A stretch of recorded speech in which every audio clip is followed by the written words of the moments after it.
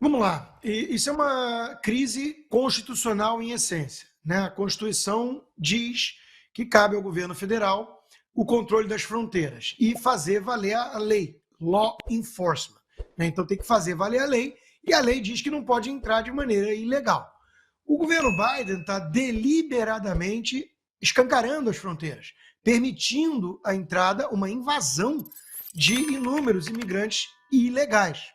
Os Estados Unidos não é uma nação contra a imigração, pelo contrário, é formada com base nisso, mas, em primeiro lugar, tem que vir da forma correta, dentro da lei. Em segundo lugar, a combinação de fronteiras escancaradas com welfare state, com esmola do Estado para todo mundo, com entitlement, food stamps e tudo que o Estado vai distribuindo, é uma combinação explosiva. Porque antigamente a turma vinha aqui para arregaçar a manga e trabalhar. Hoje vem para passar o pires e buscar esmolas estatais. Então, o governo Biden está deliberadamente desrespeitando a sua função básica e constitucional. E aí o governador Greg Abbott do Texas, cansado disso, falou, ok, então faço eu. E mandou a sua força estadual para a fronteira e botou lá os arame farpado e tudo mais. Aí os democratas estão pedindo para o governo Biden intervir, de alguma maneira, subjugar as forças policiais do Texas. Essa é a crise gerada. 25 governadores republicanos assinaram a carta em apoio ao Greg Abbott, que mandou uma carta para o governo federal, para a Casa Branca, muito boa, muito bem escrita, muito bem documentada e embasada, inclusive, em votos do Antonin Scalia, o grande justice que a Suprema Corte já teve, para mostrar o seguinte, se o governo não está fazendo valer a lei vigente, em primeiro lugar, ele está cometendo um crime, ele está ignorando a sua obrigação constitucional. Em segundo lugar, é dever e direito do Estado e dos Estados se defenderem, né? Então, essa é a pendenga, essa é a polêmica que está, já começa a gente a falar em guerra civil, e a minha análise é a seguinte, Anselmo, não resta a menor dúvida que o país está muito dividido, talvez nunca se viu tamanha divisão, talvez só na época da guerra civil, de fato, né, que as pessoas esquecem que matou 600 mil pessoas, isso para uma população de 30 milhões. Como hoje é mais de 300 milhões, é como se morressem 6 milhões de americanos na guerra civil hoje. É um negócio assustador. E naquela época, né, havia também, além da questão da escravidão, havia uma discussão ali de centralismo e federalismo.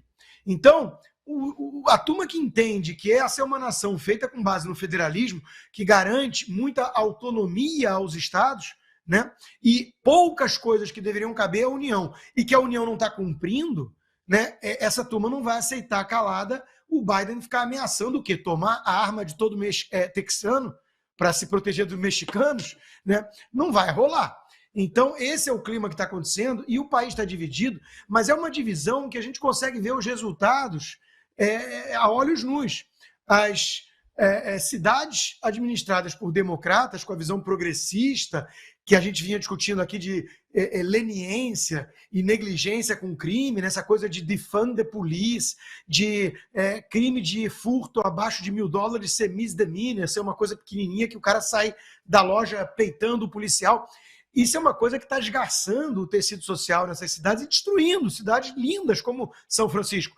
E do outro lado, a turma republicana olha para isso e fala, não aqui, não no meu quintal. Então, a divisão é essa. E a divisão está contratada, porque não vejo uma mudança, uma possibilidade de consenso nessa área. Os democratas radicalizaram demais a sua agenda esquerdista. E isso está gerando reação, está backfiring, né? Está gerando um efeito bumerangue do ponto de vista político-eleitoral muito grave para o Joe Biden, que tem várias outras questões aí problemáticas, né? A economia mais ou menos, a questão geopolítica terrível e essa questão imigratória.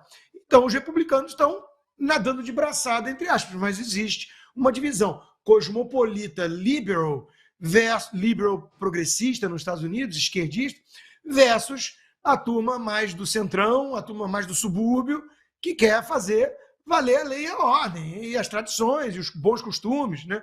É isso que está em disputa hoje, esse ano 2024, e vai respingar claramente ali como pauta prioritária para Casa Branca.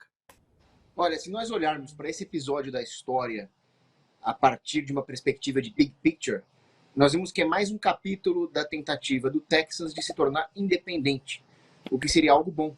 Já aconteceu uma vez, o Texas se tornou independente do México, o governo do general Santana era extremamente repressivo, inclusive anticlerical, e houve uma guerra de independência do Texas contra o México, que culminou da Batalha de São Jacinto, teve vários episódios heróicos, e se formou então uma república texana, que foi independente dos Estados Unidos, até 1840 e pouco, mais ou menos. E agora, mais uma vez, o Texas se encontra sob repressão de um regime tirânico. Se no século XIX foi o general Santana, agora no século XXI é o governo Biden. E mais uma vez, o texano, defendendo os valores da liberdade, se opõe contra uma injusta decisão da Suprema Corte americana que quer proibir o povo texano de se defender. Olha que espírito saudável de liberdade no Texas. Porque nós vivemos no mundo inteiro, e nós brasileiros sabemos muito bem disso, os perigos de uma ditadura judiciária, que foi a ferramenta, por exemplo, que o Chávez e o Maduro usaram para implantar o comunismo na Venezuela. E é nesse momento extremamente saudável que alguém como o governador do Texas, o Abbott, questione uma decisão completamente inconstitucional da Suprema Corte. Eles não podem proibir um Estado americano de se defender. Esse espírito nós vemos, por exemplo, aí, o Braddock não faz uma referência ao personagem do Chuck Norris no Comando Delta. Tem um outro personagem famoso do Chuck Norris que é o Walker Texas Ranger. O Walker Texas Ranger defendia a fronteira texana contra traficantes. Agora, quando nós falamos em imigrantes ilegais, o imigrante ilegal, ele é quase que um eufemismo para invasor. Ué, se você entra num país sem estar autorizado, driblando as autoridades de defesa das fronteiras, isso é tecnicamente uma invasão. Ela pode ser uma invasão militar, pode ser uma invasão violenta ou pode ser uma invasão não violenta. Mas as ondas de imigração ilegal muitas vezes são usadas por governos de esquerda, democratas, por exemplo, como um instrumento de guerra, né? um demographic lawfare, um demographic warfare. Agora, o Constantino citou muito bem a questão da discussão sobre o federalismo nos Estados Unidos, e num dos Federalist Papers do Alexander Hamilton, ele fala os estados, né, não os Estados Unidos, mas os estados, Texas, etc., eles têm o direito e o dever de se defender contra quaisquer ameaças, levantar as suas tropas, as suas milícias, os seus meios de defesa, para se proteger, inclusive, contra invasões externas. E a União, ela entraria somente para suprir aquilo que os estados não conseguem suprir. Ué, o Texas consegue colocar um arame farpado na fronteira. Agora, vamos supor que, sei lá, a Rússia e a China invadam. Aí você vai ter que contar com a União, né? Mas, no que o Texas puder fazer, ele tem que ter o direito e o dever de fazer. Anselmo. Vai lá, Consta. Deixa eu só acrescentar uma coisa. Acho que a fala do Cogos foi perfeita, brilhante. Mas só para a questão da discussão constitucional, o que aconteceu à época, que o voto do Antonin Scalia que eu mencionei foi voto dissidente, né? O que aconteceu na época foi o seguinte: houve ali uma espécie de consenso, e os estados são partícipes da Constituição. Então, se o governo federal passasse uma lei que supostamente está dentro da Constituição, os estados participam, mas ele não passou nenhuma lei para mudar a questão migratória. Então, ele está descumprindo a lei, e aí vem a reação do governador do Texas. Mas por que existia a obrigação federal de cuidar das fronteiras? Não era porque os estados não tinham capacidade. A discussão era que era uma forma de facilitar a migração interna. Quer dizer, para você poder ter trânsito livre para a pessoa ir ou morar no estado que quiser, dos 50 estados americanos, concluiu-se que caberia, então, a função de proteger a fronteira toda com outros países ao governo federal. Só que, se ele não está cumprindo isso, essa é a grande argumentação do Abbott, assinada e endossada por 25 governadores republicanos. Se ele não está cumprindo isso, aí cabe aos estados, então, assumirem, porque essa era a função do governo federal. E só para colocar a questão das drogas, que foi mencionada en passant, veja, estima-se que entrem nessas levas essas hordas de invasores ilegais, e são invasores, né, um monte de traficantes. É o México, né? A gente está falando do México. Entra um monte de traficantes. O consumo de drogas ceifa a vida, pelo menos, de umas 100 mil vidas americanas por ano aqui, de consumo de fentanil, essas coisas todas que entram por ali. Olha, nós estamos discutindo uma questão de vida ou morte, em essência. Vida ou morte.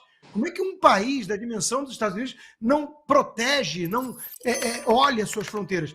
O Ben Shapiro, do Daily Wire, esteve na fronteira para observar em loco e conversou com muitos dos policiais responsáveis pela fiscalização. Eles estão ultra incomodados, porque eles são law enforcement agents, ou seja, eles são agentes que têm que fazer valer a lei. O governo Biden não está permitindo isso. E pior, eles estão servindo, em vez de agentes da lei, eles estão servindo de transportador desses imigrantes ilegais, eufemismo, né? Ou não documentados, que é pior ainda, que é como Obama começava a chamar. Eles viraram Uber de invasor. Policial que tinha que estar impedindo a entrada de invasor virou Uber federal de invasor. Isso é uma crise gravíssima. O governo Biden tinha que ser empichado por conta disso. O nego está falando aqui a turma está falando de clima de guerra civil, isso é talvez um exagero, Deus queira que sim, né? Mas é grave e mostra o que o Cogos mencionou, o espírito de defesa das liberdades do povo texano. É um povo que você não deveria brincar com ele impunemente, não. Não vai mexer no povo texano achando que nada vai acontecer como reação. É um povo armado e ciente dos seus direitos inalienáveis. De segunda a sexta, às 20 horas, horário de Brasília.